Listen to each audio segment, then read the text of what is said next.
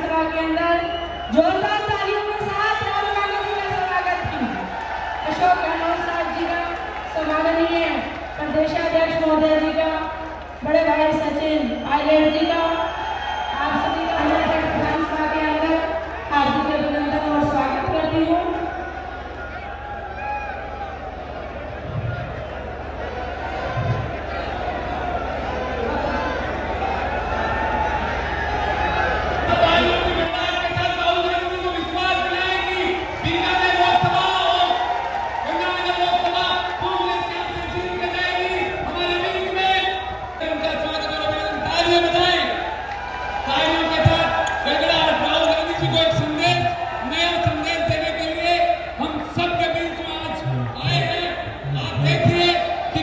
Kilometre तक पैदल चले हैं हिंदुस्तान में राहुल गांधी जी भारत जोड़ो यात्रा के माध्यम से। मैं अपनी सीमा है, वक्त का तकाजा है। सबसे पहले मैं निवेदन करता हूं हमारे प्रदेश कांग्रेस कमेटी के अध्यक्ष गोविंद सिंह जी डोटासरा साहब आए और अपने विचार व्यक्त करें। बीजेपी का मौर्य महाराज सिंह मौर्य, गोविंद जी डोटासरा साहब।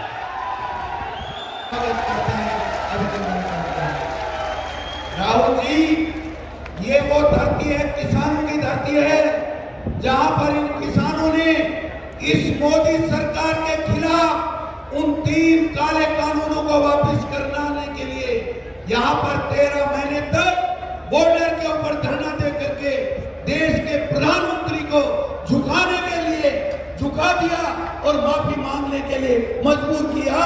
ये वो किसान भाई हैं, ये वो किसान हैं जिनकी लड़ाई राहुल जी आपने भूमि अधिग्रहण कानून जब भारतीय जनता पार्टी की एनडीए सरकार जब चेंज कर रही थी, अंडाड़ी और अमानी को वो जमीन देने की षड्यंत्र कर रहे थे, तब हमारे नेता राहुल गांधी जी आपने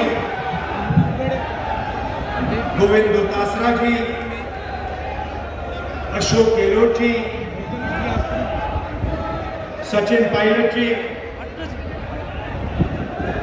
श्रीमती शिमला नायक जी, अंकुर मिगलानी जी, सिहाब जी, हमारे कैंडिडेट्स गोविंद राम मेघवाल जी, कुलदीप इंदौरा जी, कांग्रेस पार्टी के वरिष्ठ नेता, भाई और बहनों,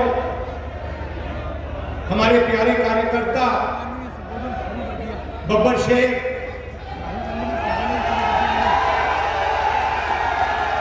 जो कांग्रेस पार्टी की विचारधारा के लिए जान देने को तैयार होते हैं,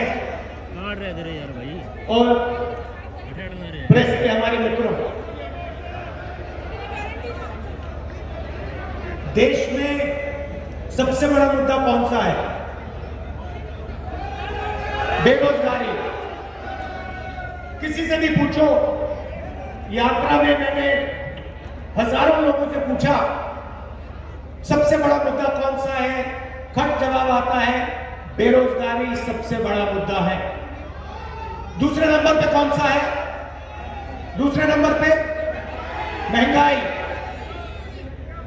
दूसरे नंबर पे 90% लोग आपको कहेंगे पहले नंबर पे बेरोजगारी, दूसरे पे महंगाई। अब आपने एक चीज नोट की होगी कि हिंदुस्तान की जनता से अगर आप पूछें तो वो आपको बताएंगे पहले नंबर पर बेरोजगारी, दूसरे नंबर पर महंगाई। मगर अगर आप हिंदुस्तान के मीडिया से पूछेंगे या मीडिया को देखेंगे तो आपको लगेगा सबसे जरूरी मुद्दा अंबानी जी की शादी है,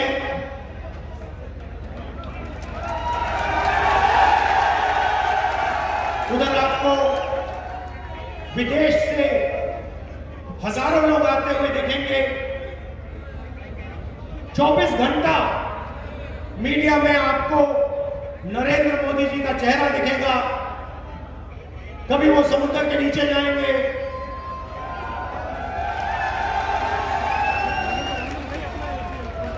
कभी हेलीकॉप्टर में, सी प्लेन में उड़ते हुए देखेंगे, कभी थाली बजाते हुए देखेंगे, कभी मोबाइल फोन की लाइट पे दिखाने को बोलेंगे। तो ये सवाल कुछ समय से मैं अपने आप से पूछ रहा था, ये जो मीडिया है इसका काम जनता की आवाज उठाने का है नहीं, मगर ये जनता की आवाज, जनता के मुद्दों के बारे में कभी बोलते ही नहीं, कभी नहीं बोलते। अब इनकी गलती नहीं है, ये बेचारे बोलना भी चाहें, इनके मालिक इनको नहीं बोलने देंगे। अरबपति मालिक जिनका कंट्रोल है वो इनको बोलने नहीं देंगे। मगर एक और बात मुझे पता लगा। कुछ महीने पहले मैंने मीडिया के बारे में, हिंदुस्तान की सबसे बड़ी कंपनियों के बारे में, प्राइवेट अस्पतालों के बारे में, प्राइवेट कॉलेज यूनिवर्सिटी के बारे में इनके मैंने आंकड़े निकालने शुरू किए। मैं सोच रहा था कि पता लगाता हूं ये मीडिया में कौन लोग बैठे हैं कि ये जनता की बात करते ही नहीं। सवाल था, आज मैं आपको थोड़ा सा बताना चाहता हूं। हिंदुस्तान में पिछड़े वर्ग की 50% आबादी तकरीबन, कोई जानता नहीं, मगर कहा जाता है कम से कम 50%। आदिवासियों का 8%, दलितों का 15%, माइनॉरिटी 15%, गरीब जनरल कास्ट के लोग तकरीबन 5%। मतलब 90% से ज्यादा हिंदुस्तान की आबादी या पिछड़े वर्ग की है, या दलित, आदिवासी, गरीब जनरल कास्ट। भाई और बहनों, मैंने मीडिया कंपनी के सारे मालिकों की लिस्ट निकाली और इनके जो सीनियर पत्रकार हैं, जो बड़े बड़े एंकर हैं, पूरे हिंदुस्तान में मैंने इनकी लिस्ट निकाली। आपको आश्चर्य होगा कि हिंदुस्तान के मीडिया के मालिकों की लिस्ट में और सीनियर मैनेजमेंट की लिस्ट में एक पिछड़े वर्ग का व्यक्ति नहीं है, एक नहीं है। मतलब 50% आबादी जिनकी है,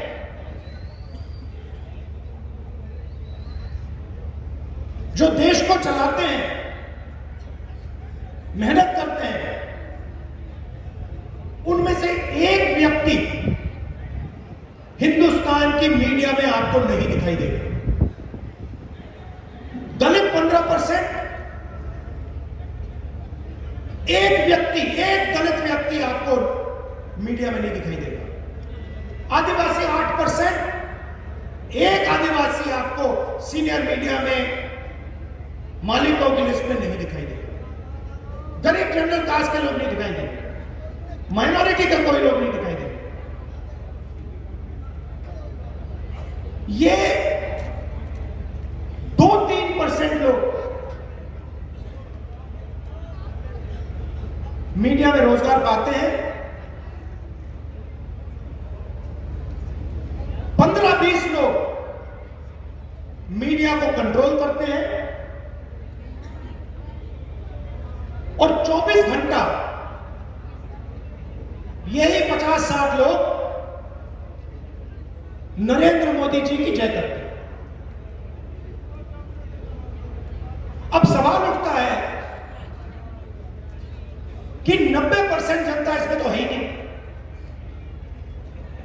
तो सबसे पहली बात, ये जो मीडिया वाले लोग हैं ये आपके नहीं है, ये हिंदुस्तान के पिछड़े वर्ग के, दलितों के, आदिवासियों के, ये आपके नहीं है। क्योंकि अगर ये आपके होते तो पिछड़े वर्ग के लोग मीडिया की बड़ी बड़ी कंपनीज के मालिक होते, एंकर्स होते, सीनियर मैनेजमेंट में होते, और 24 घंटा जो देश के असली मुद्दे हैं इनके बारे में आपको कभी दिखेगा नहीं। किसानों का एजिटेशन हुआ, किसान सड़क पे उतर गए, हरियाणा, पंजाब, राजस्थान, मध्य प्रदेश, पूरे देश में, और मीडिया में क्या आता है? आतंकवादी है। मीडिया में आता है और बीजेपी के लोग कहते हैं आतंकवादी है। बेरोजगारी की बात कभी नहीं आएगी, महंगाई की बात कभी नहीं आएगी। इनका काम आपका ध्यान भटकाने का है। ये सिर्फ चाहते हैं कि पिछड़े वर्ग के मुद्दे, किसानों के मुद्दे, गरीबों के मुद्दे नेशनल और रीजनल मीडिया में ना आए। और इनके जो मालिक हैं इनको करोड़ों रुपए सरकार देती रहती है। मीडिया में आपका कोई नहीं। अब बताइए, हिंदुस्तान की सबसे बड़ी कंपनियों में 200 सबसे बड़ी कंपनी है, उनके मालिकों में और उनकी सीनियर मैनेजमेंट में मुझे बता दो पिछड़े वर्ग के कितने लोग हैं? एक नहीं मिलेगा। मैंने लिस्ट निकाली है, 200 नाम की लिस्ट निकाली, मालिकों की लिस्ट, सीनियर मैनेजमेंट की लिस्ट, उसमें आपको एक पिछड़े वर्ग का व्यक्ति नहीं मिलेगा, एक दलित नहीं मिलेगा, एक आदिवासी नहीं मिलेगा, एक गरीब जनरल कास्ट का व्यक्ति नहीं मिलेगा। नरेंद्र मोदी जी ने इन लोगों के 16 लाख करोड़ रुपए माफ किए हैं। अब आप कहोगे 16 लाख करोड़ रुपए कितना होता है? इतना बड़ा नंबर है, आपको और हमें पता ही नहीं लगता कितना बड़ा है। मैं बताता हूं आपको। नरेंद्र मोदी जी ने हिंदुस्तान के 25-30 सबसे अमीर लोगों का इतना कर्जा माफ किया जितना 24 साल मनरेगा में लगता है। समझिए बात, जितना 24 साल में मनरेगा में जाता है उतना पैसा नरेंद्र मोदी जी ने 15-20 लोगों का कर्जा माफ किया। देखिए पहली लाइन में 3-6 कितने लोग हैं पहली लाइन में? तकरीबन 20 लोग होंगे। पहली लाइन में 20 लोग हैं। हिंदुस्तान की हालत समझनी है तो मैं बताता हूं आपको। हिंदुस्तान के सबसे अमीर 22 लोगों के पास उतना ही धन है जितना 70 करोड़ लोगों के पास है। एक तरफ 70 करोड़ लोग, उसमें पिछड़े वर्ग के लोग, दलित, आदिवासी, गरीब जनरल कास्ट के लोग, और दूसरी तरफ 22 लोग। 70 करोड़ लोग क्या कह रहे हैं? 70 करोड़ में से किसान कह रहे हैं हमारे को एमएसपी दे दीजिए। युवा कह रहा है हमें रोजगार रोजगार दे दीजिए। महिला कह रही है महंगाई से हमें बचाइए, कोई सुनने वाला नहीं, कोई सुनने वाला नहीं। नरेंद्र मोदी सीधा कह देते हैं मैं किसानों को एमएसपी नहीं दूंगा।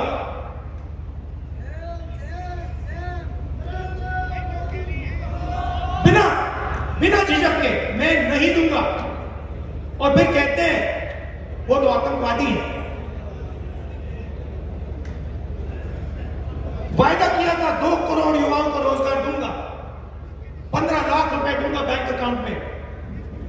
15 लाख रुपए से ज्यादा आपके जेब से उठा के ले गए।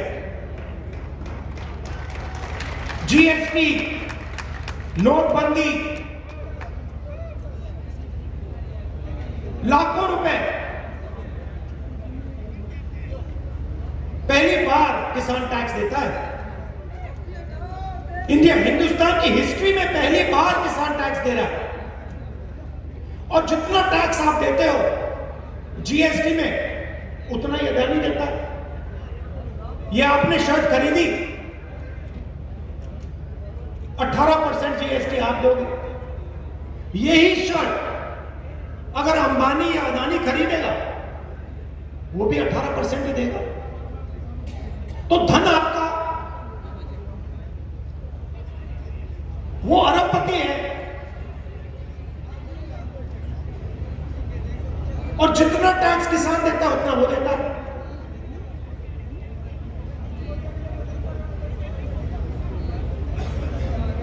तो अब सवाल उठता है कि बीजेपी ने लाखों करोड़ रुपए अरबपतियों को दे दिए। वो कहते हैं मैं पिछड़े वर्ग का हूं। अगर आप पिछड़े वर्ग के हैं तो मीडिया में पिछड़े वर्ग का कोई नहीं, हिंदुस्तान की सबसे बड़ी कंपनियों में पिछड़े वर्ग का कोई नहीं। हिंदुस्तान को 90 लोग चलाते हैं, आईएएस अफसर है, दिल्ली में बैठते हैं, बजट को बांटते हैं। बोल रहा हूं यार, कुछ भी नहीं समझ में आ रहा तुम्हें यार। मैंने आंकड़े निकाले, 90 में से पिछले वर्ग के कितने? 3। आबादी 50% और 90 में से 3। और अगर बजट की बात करें तो अगर 100 रुपए का बजट होता है, 100 रुपए का बजट बढ़ता है, पहले से बैठे हुए थे 5% पिछड़े वर्ग के अफसर निर्णय लेते हैं, 15% दलित है, 1% 100 रुपए में से 1 रुपए का निर्णय दलित अफसर लेता है, आदिवासी 8%, 100 रुपए में से 10 पैसे आदिवासी अफसर लेते हैं। तो कौन सी पिछड़ों की सरकार है? कौन से दलित की सरकार है? कौन से आदिवासी की सरकार है? कौन से गरीब जनरल कास्ट की सरकार है? उनका तो आप कर्जा माफ नहीं करते। 50% पिछड़े वर्ग के लोग हैं, उनका आपने 1 रुपया कर्जा माफ नहीं किया। किसानों का कहीं भी आप कर्जा माफ नहीं करते, मजदूरों का कहीं नहीं करते आप। किसान का बेटा शिक्षा के लिए बैंक लोन लेता है, उसका कर्जा माफ कभी नहीं होगा, मगर अदानी अंबानी जैसे लोगों का 16 लाख करोड़ रुपए हो जाएगा।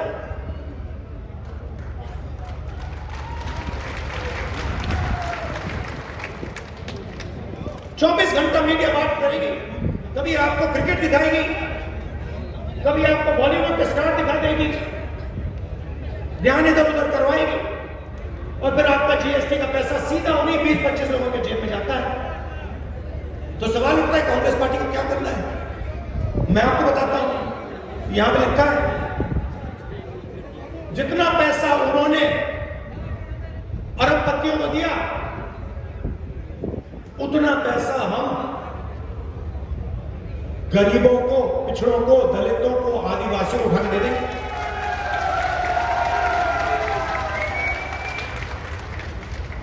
और आप देखना, चुनाव जीतने के बाद जब हम ये करेंगे तो सारा का सारा मीडिया कहेगा कि देखो आप किसान की आदत बिगाड़ रहे हो, आप मजदूरों की आदत बिगाड़ रहे हो। हमने मनरेगा किया, मेहनत करके मजदूर को पैसा मिलता है, फ्री में नहीं मिलता।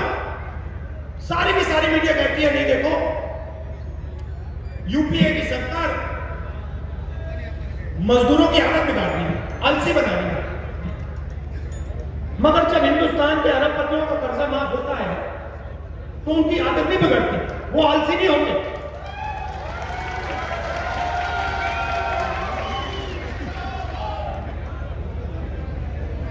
तो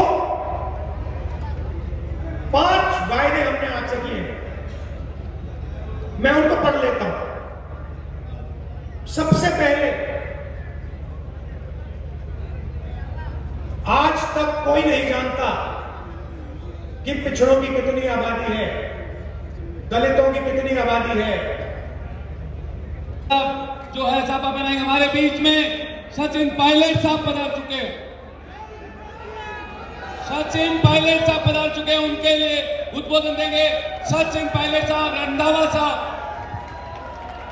आदरणीय राहुल गांधी जी, अशोक गहलोत जी, डॉक्टर साहब, रंधावा जी, क्षमा चाहते हैं देर से आपके बीच में आए। अभी राहुल गांधी जी का भाषण आपने सुना, उन्होंने आह्वान किया है कि देश में और प्रदेश में भाजपा की सरकार ने हमारे साथ धोखा दिया है। किसानों को संगठित कर 36 कौम के लोग, विशेष रूप से नौजवान, हम सब मिलकर कांग्रेस पार्टी के उम्मीदवारों को जिताएं। गोविंद जी को, कुलदीप जी को अपना आशीर्वाद दें और उनको आश्वासन देते राहुल जी, कांग्रेस पार्टी मजबूती से, एकजुटता से चुनाव लड़ रही है और भारी बहुमत के साथ कांग्रेस पार्टी से जीतेगी। आप सबका बहुत बहुत धन्यवाद। राम राम जी। बहुत बहुत धन्यवाद बीडी कल्ला साहब, धन्यवाद देंगे बीडी कल्ला साहब, धन्यवाद। स्वरूप को सब कहेंगे, आप सब अपने अपने स्थान पे खड़े रहें। बीडी कल्ला साहब धन्यवाद। राहुल जी एक घोषणा करेंगे रूपगढ़ के लिए, आप सब बैठे। आदरणीय राहुल गांधी जी, गया है कि आपकी रेलवे की समस्या है, चुनाव जीतने के बाद मैं ये पर्सनली आपका काम कराऊंगा। मैं राहुल गांधी जी का और तमाम नेताओं का आभार व्यक्त करता हूँ और आपको विश्वास दिलाता हूँ कि हम राजस्थान में खासतौर से बीकानेर, गंगानगर और तमाम सीटों पर कांग्रेस को जिताने का पूरा प्रयास करेंगे। राहुल